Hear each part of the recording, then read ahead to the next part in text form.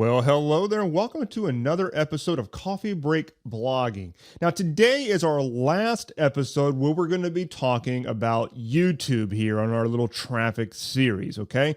But today we're actually going to mention it in the course of leaving it. We're going to actually talk about the world beyond YouTube. Should we post our videos anywhere else besides YouTube? Okay, now there's no doubt here that YouTube is the big kahuna. That's the big one that matters the most. There's absolutely no doubt. So for that reason, that is the main place that you should be posting your videos. And I'll be honest, most of the rest of this episode is not quite as important as YouTube. And it's just the nature of the world that we're in. There's a lot of video views going on out there for sure. It just so happens that YouTube is the big deal, okay? But it isn't the only one out there, and there is another one that you've heard of for sure. That's a pretty big, important place to put your video, and we're going to be talking about that here in a bit. But that being said, I want to remind you about the good old 80-20 rule. Now, why do I bring this up? Well, the 80-20 rule, once again, is the idea that you get 80% of your results from 20% of your efforts. And so it seems like it would make a lot of sense to focus on those 20% things, those things that we could do that get us the most results for the least amount of work, okay? And for us in the world of video, YouTube is that thing. If you only post your video to one place, it would most definitely be YouTube. I mean, for example, most TVs out there today have YouTube built right in. I mean, we've got a Samsung TV here at my place, and it's a smart TV as well. So we've got YouTube built into the television as an app. We've also got it on the Apple TV because we have an Apple TV as well. So you can watch YouTube all day long. We've got it built into a Roku. Yes, we have an Apple TV and a Roku because I'm a dork. That's just the way it is here. All these things have YouTube built right in. And many, many times I have gotten into little stints where I'm just like, watching YouTube. Like, we actually don't even have cable television here in the house. We got rid of it a little less than a year ago because we just determined that we didn't want to support a lot of that crap, to be honest with you. And thing is, we don't miss it one bit. We've got Netflix and all that, but yes, we've also got YouTube. There's so much really good content on there. There's crap as well. That's just the nature of it, but there's a lot of great stuff there. Now, it's also built into our phones. Like, there's not a smartphone out there that doesn't have YouTube built into it as generally a dedicated app. And not only that, you can pull up YouTube on my phone, and I do this many, many times, and just AirPlay the darn thing to the television over the Apple TV. And so all this to say that YouTube is just insanely convenient. It pretty much is ubiquitous. It's everywhere these days. And so you do definitely need to be there. And so where else should you go? What would be worth it from an 80-20 perspective? Well, the other big kahuna that we definitely want to pay attention to is Facebook. Okay?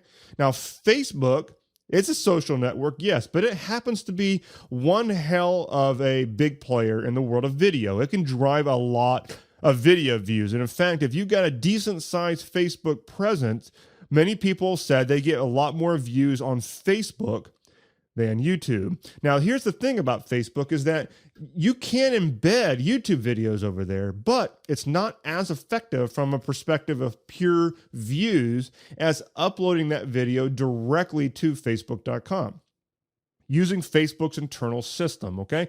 And there's people that are just surfing around their phones. Most people are going to Facebook every day, and people watch video. They watch a lot of video right there on Facebook. Now, because Facebook is primarily interested in themselves, because they are a private company, they would like to promote stuff and surface things that are using their system. And so for that reason, if you upload your video directly to Facebook.com, you're going to get views there. And it could actually be that you'll get more views on Facebook than you do with YouTube. Now, you don't need to make a different video. I obviously don't recommend that you don't do YouTube and you do only Facebook. That would be stupid. What you just simply do is upload the exact same video to YouTube and then turn around and upload that same file to Facebook. Okay? Now, if you've got a Facebook presence already, you got a Facebook page and that type of thing, then this is going to work out a lot better for you. But, whereas this is totally beyond the scope of this particular episode, I'm just going to mention the idea of paid advertising on Facebook.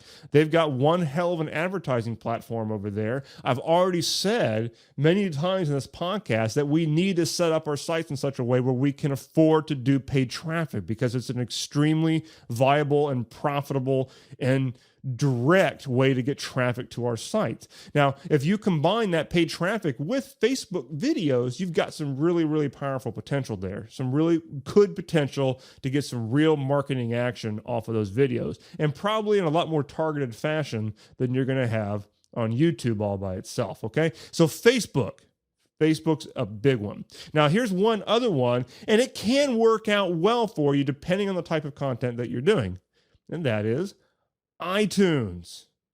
It's the idea of having a video podcast. Now, this isn't for everybody. I can tell you right now that I am not personally doing a video podcast, but I do know a few people who are. What I've been told is that there's a lot less competition out there when it comes to video podcasts. There's just simply not as many people doing them. And for that reason, they're getting pretty good engagement there. Now, it's not, in my opinion, not as good as a regular podcast, because it necessitates that the person actually sit there and watch it. So that's, one of the big benefits of a podcast is that we can consume that content while we're doing something else, driving, whatever. You can't do that with video. So that is definitely something to keep in mind. But that being said, if there's a lot less competition and people are looking for that type of content, then you can get your stuff out there as a video podcast. Now,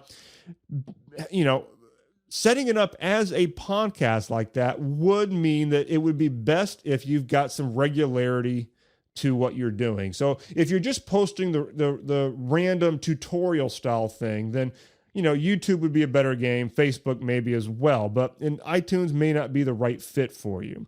But if you're creating content regularly and you're actually following the same type of a episode-based thing that you would probably do if you were doing a regular podcast, then surely you should do it as a video podcast as well in iTunes, because it can only help you. Okay? Now, let's mention a few of the other players when it comes to online video, but I'm going to mention them because they have some potential. Generally, they're not going to be as big of a deal as YouTube. Okay? That's just the way that it is. Now, one of them is called Vimeo.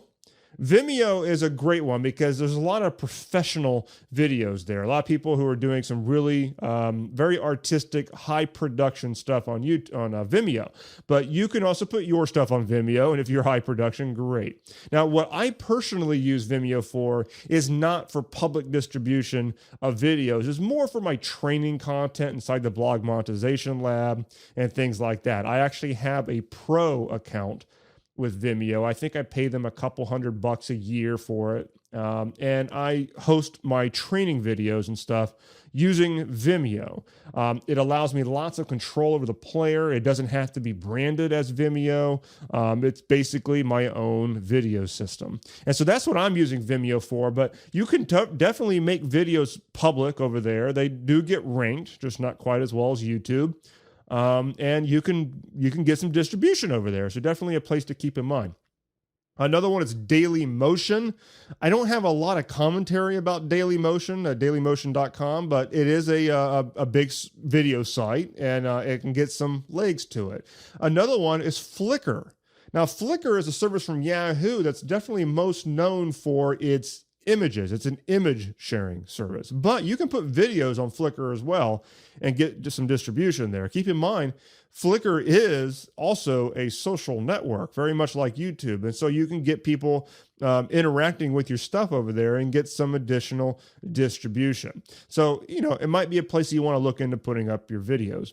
Another company out there is called Bright Cove. Now, Bright Cove has some, good quality content out there. A lot of it is more in line with,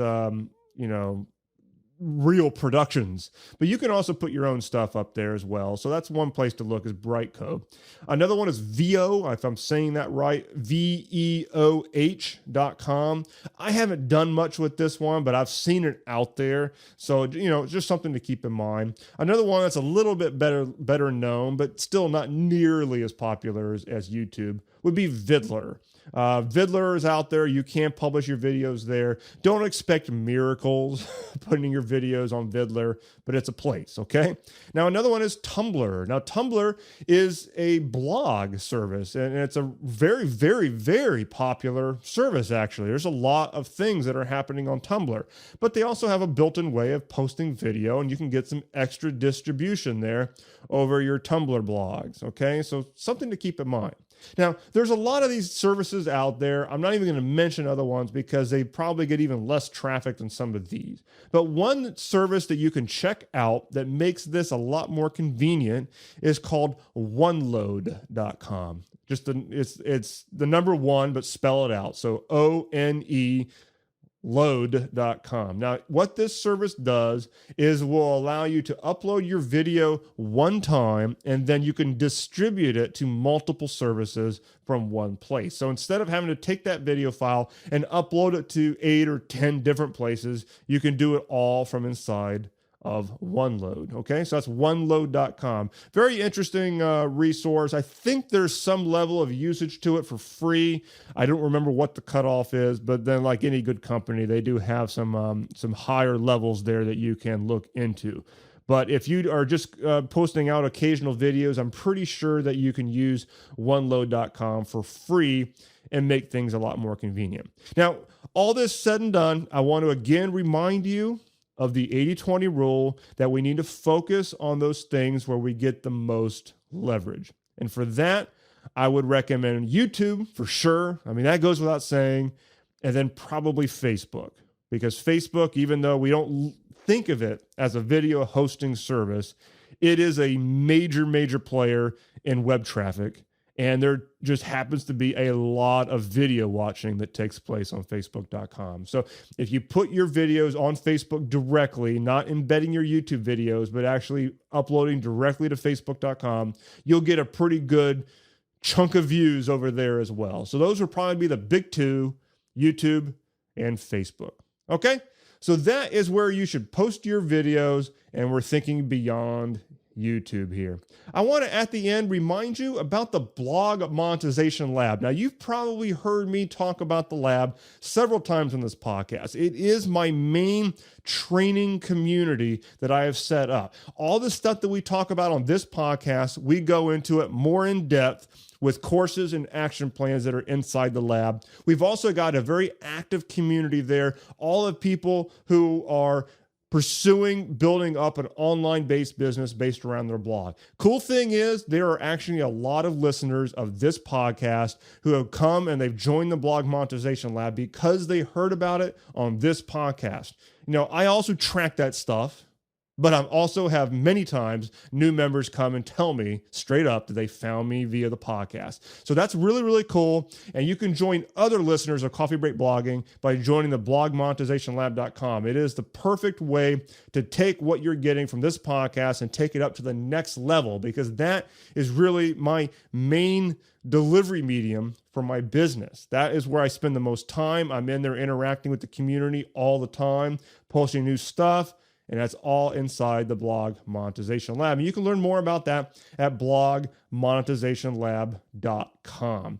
Lastly, I would love it if you would go and review this episode or this entire podcast inside of iTunes. And you could do that by going to blogmarketingacademy.com/iTunes. Post a review and a star rating. Helps me get the word out. Helps me also know how I'm doing. I'd like to have that two-way interaction with my podcast listeners. I don't want to feel like I'm just talking at a mic. And I don't feel that way. I get emails from podcast listeners all the time. Like I said, I also have a fair number of podcast listeners who are joining the lab, which is great. But I'd also love it if you go and review the show in iTunes. And even if you are using a Droid or something like that, not an Apple device, hey, you can still have, and you probably do, an Apple account on iTunes, and I'd still highly appreciate it if you jump over into iTunes and post that review. Even if you listen to the show typically on a non-iOS device, that's cool. Whatever. We don't all use iPhones. Totally fine. Okay. So once again, blogmarketingacademy.com/iTunes. With that being said, thanks so much for listening. See you next time.